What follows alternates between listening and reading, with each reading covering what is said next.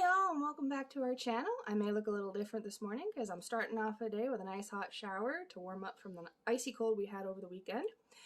I don't know about anybody else, but it feels awesome to start the day this way.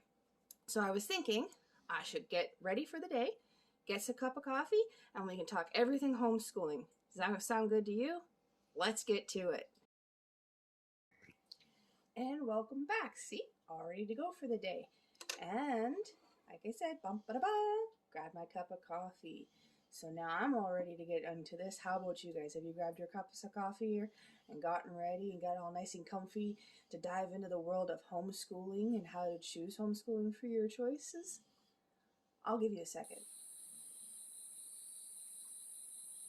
All right, now you should have all your stuff ready to go. Let's get to it. Best place to start is when we were deciding to do our homeschooling, which I will have a video shot here in a little bit about our story and why we chose it. But in my research into doing it, I came across a website, which I'll try to link down below, about homeschooling here in Canada, and it gave 6 simple steps to help you decide. So I'm using that as my reference point, and I jotted down, like I said, some notes, and I figure why not go from there. So we'll head into it, and it'll be step 1.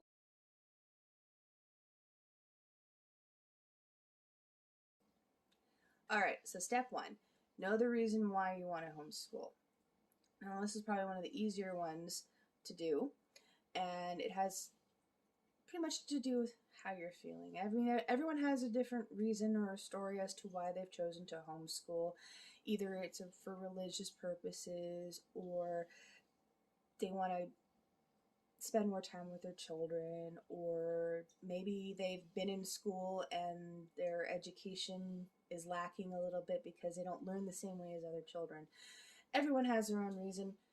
Figure out what your reasons are, and a helpful tip that this website said, and I actually used it, is to write down your reasons on a piece of paper and then post them somewhere in your homeschooling area where you can see them and all that sort of stuff, because a visual really helps, because there are going to be times when people are going to probably say, oh, you homeschool, why? Or they'll cast doubt and make you feel like you've made the bad decision, or even you'll get into a fight with your children and you'll get frustrated and you'll be like, why am I bothering? I'm putting you back in school, all that sort of stuff. You're going to have those days. It's inevitable. So on those times when that happens, just have it as a visual. Look over in your corner, see your little list of reasons why, and remember why you're doing it and why it's best for you and for your child. I mean, it's not for everybody and it's not for every child, but it's good to have a list of those reasons where you can see them.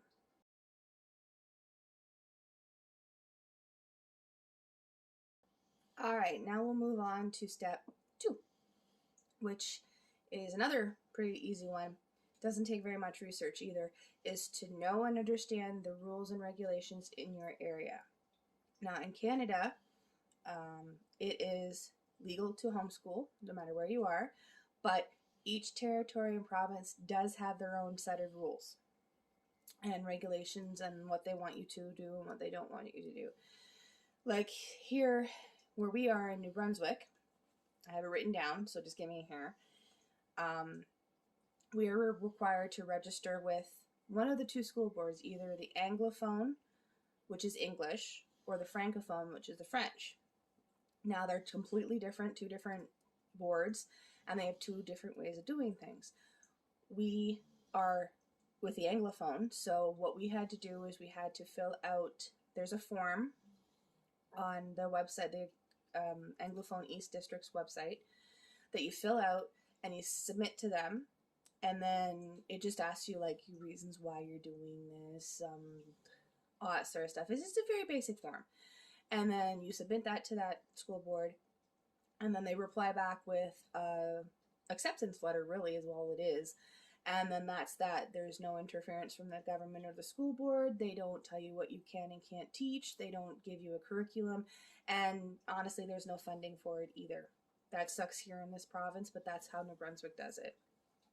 Other provinces, I think Newfoundland and Labrador, and I think one of the territories, they do have financial support for people who want to homeschool, but they have a whole other list of rules and regulations that they have to go through. Now, if you're in New Brunswick and you go with the Francophone, it's pretty much the same thing, I believe. Oh, wait, no, sorry. It requires a little bit more detail as to what you plan on teaching, and it needs to do like an in-home interview, so to speak. So when you're deciding to do this, especially here in Canada, it's always good to do the research, look into what your province requires for you to do for curriculum, testing, that sort of stuff, and to make sure that you're not, breaking rules, so to speak. I mean, they're your children. You should be able to teach them however you like, but there are some guidelines and such that you probably really should know. So it's always good to make sure you do that research. The website that I'm going to try and link down below does have a little excerpt of each. This is where I got all my information that I'm saying in this video right now. So you can go to the website and see the little blurbs yourself, and or just to do a simple Google search. Blah. You'd think I need my own homeschooling. I can't speak today. But yeah, just takes a little bit of simple research, and you can easily find this stuff online. It doesn't take that long. So don't forget to do that.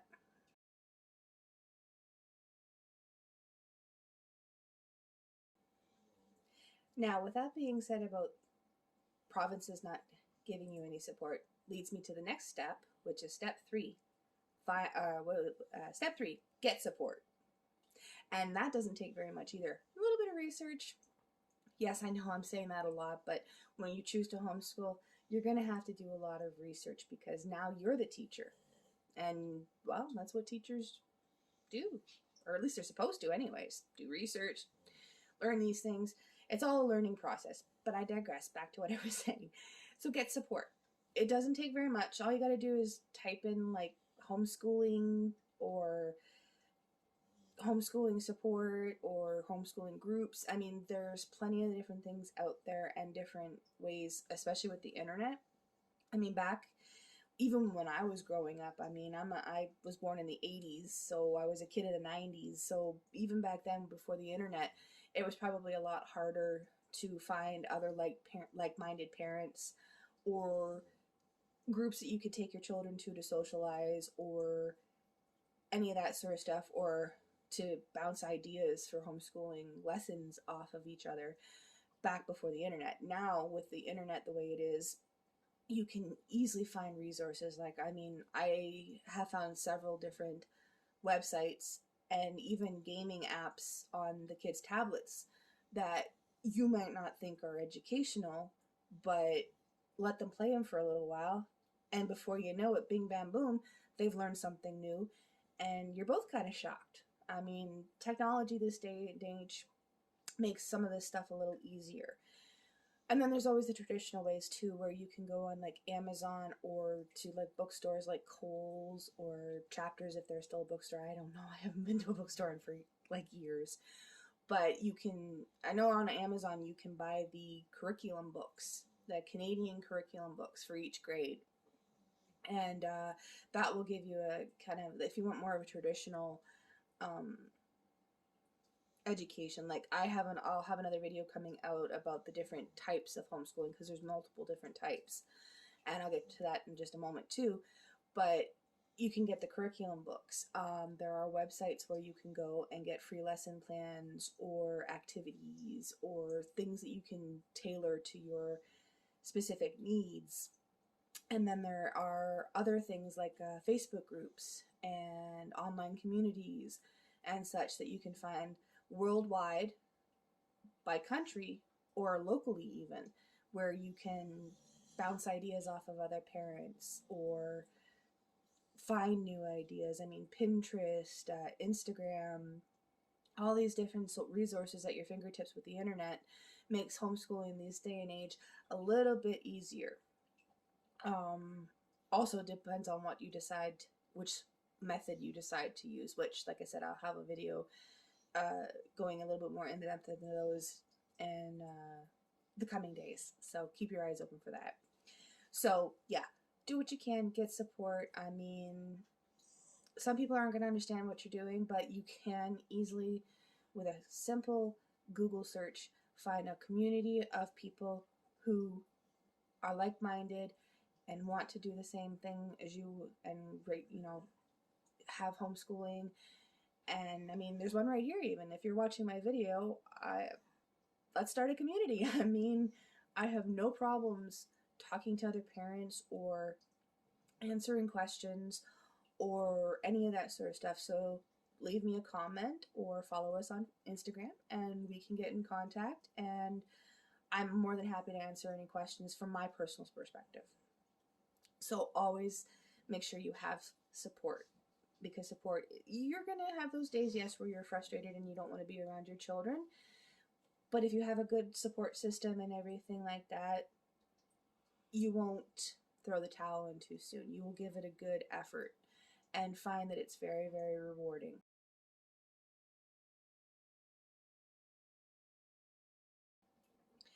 So now on to step number 4, which is choosing a curriculum.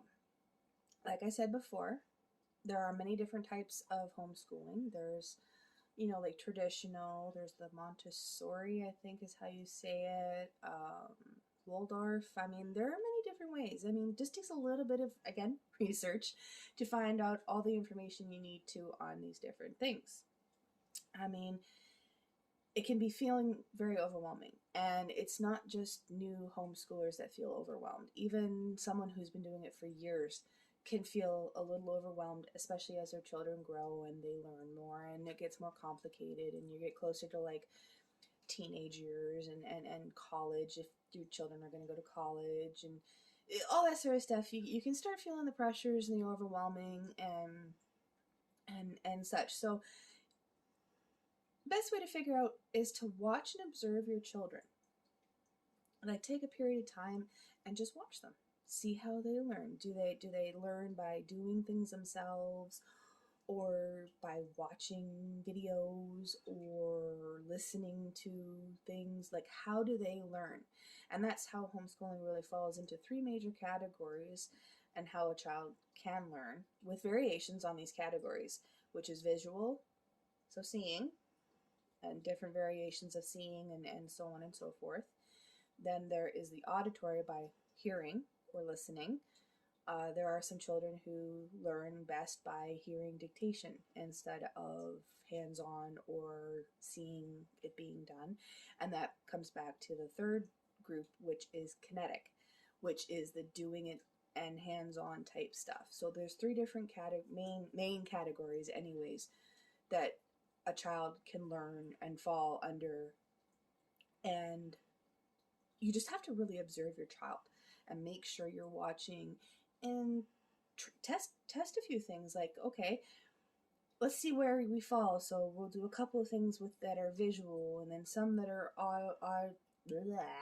audio, and then if nothing else, you do the hands-on thing and see which one works best for you. I mean, or not for you because you're not the one learning, but for your child. Like, tailor it specifically. That's what the homeschooling does, is it gives you the freedom to tailor their education and the way they learn to the child specifically, instead of the standardized stuff that you get pushed down your throat when you're in a public system. So just really take the time, watch your child, see how they learn, and all that sort of stuff. And like I said earlier, that I will, check out my video in a day or two. I'll have it up where I go a little bit more in depth as to the different methods of homeschooling. Now, you can do your own research, and that's great, do your own research. But you also have to find, not only do you have to find the way your child learns best, but once you figure that out, then you can figure out which method of teaching will work best for not only you, for how you work, but for your child, to make sure that they get the most optimal out of their education.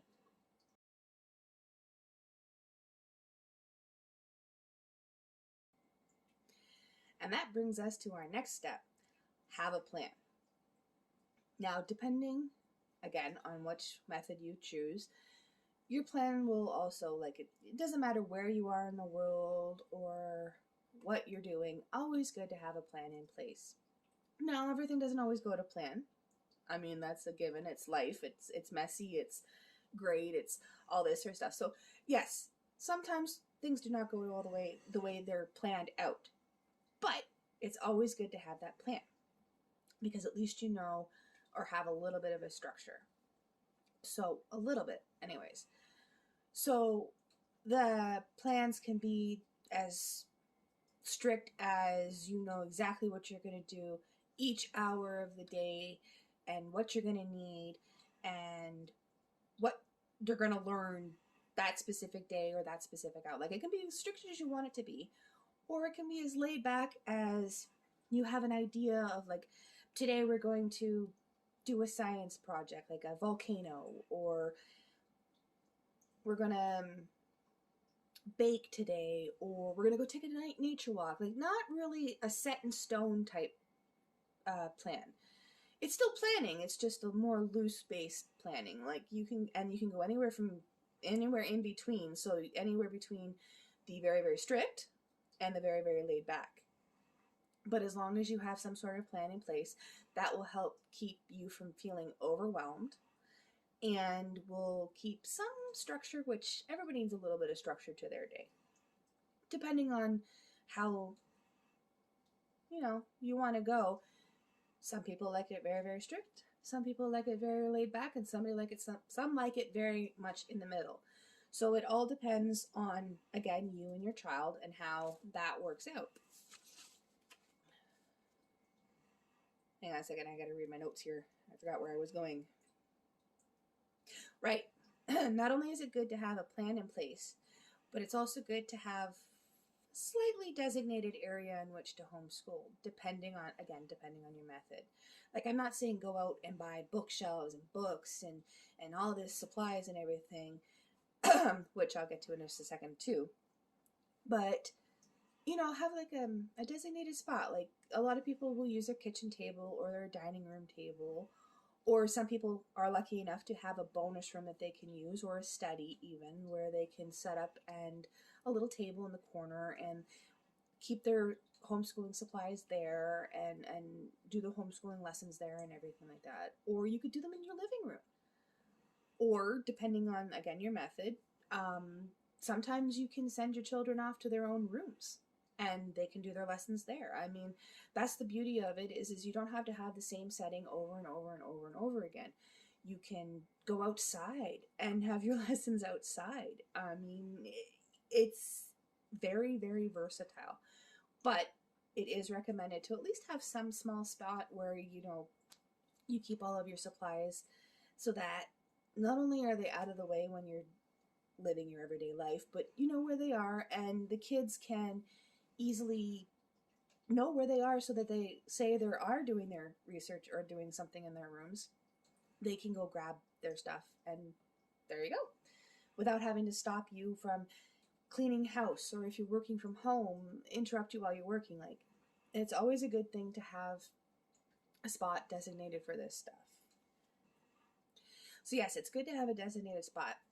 But the other thing too is, don't go crazy. Don't go out and buy bookshelves and books and textbooks and paper and pens and all this type of school supplies you would expect to use for homeschooling, because you don't know right off the bat. You don't want to waste money.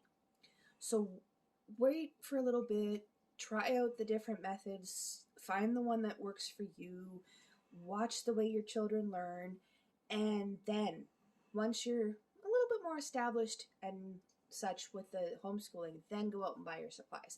That way you don't waste money and you don't get stuck with a bunch of supplies that you can't use.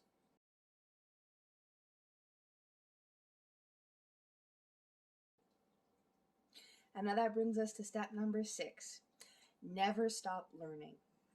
That's right, everybody. Just because your children are learning doesn't mean that you're not too. You will find yourself learning new things as you're teaching them.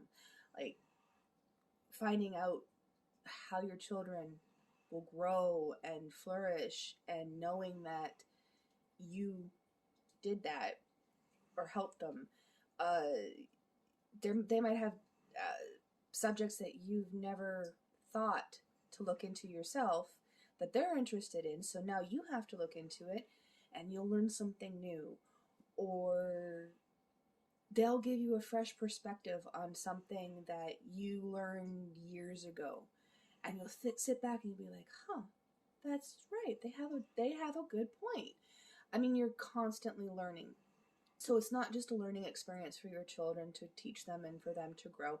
It's also an experience for you to learn and to grow. And that's just life.